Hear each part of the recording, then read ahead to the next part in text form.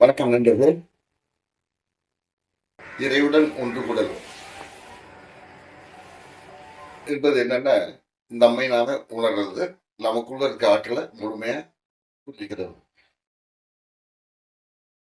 அதை நடைமுறை வாழ்க்கையில பயன்படுத்துறது, நமக்கும் பிறருக்கும் நன்மையா வாழ்றது. இது நோக்கத்துலதான் இறையுடன் ஒன்று கூடல் செய்கிறோம். இன்றைய உலகில் மனிதர்களோட நிலை என்னன்னா, சமூகத்தோட அடிமைகளா இருக்கோம். நம்முடைய மகிழ்ச்சிக்காக நம்ம வாழ்வதில்லை,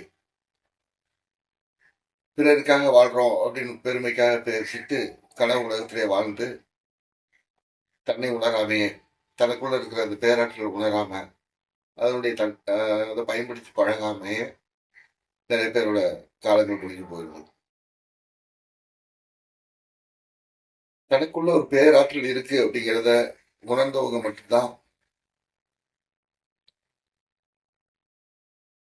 தேடுவாங்க.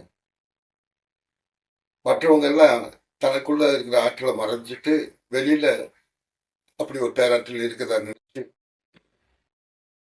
தனக்குள்ள இல்லைன்னு நினைச்சிட்டு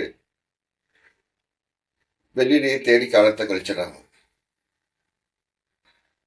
ஆன்மீகங்கிறதே தன்னுடைய மையத்தை உணர்வது, அந்த மையத்தை முழுமைப்படுத்துவது, அதோட இணையிறது.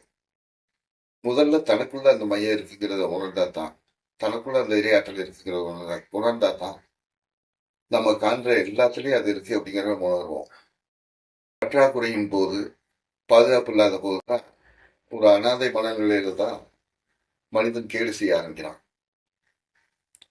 எல்லாம் தனக்குள்ள இருக்குங்கிறத உணர்ந்த ஒரு நிறைவான மனிதன் பிறருக்கு துன்பம் செய்யவே மாட்டான். மற்றவங்களுக்கு நிச்சயமா ஆமா, மற்றவர்களுக்குள்ளேயும் தான் இருக்கிறத உணர்ந்து எல்லாரோடையும் கலந்து இயல்பா இயைந்து வாழ்வான். நன்றி நண்பர்களே.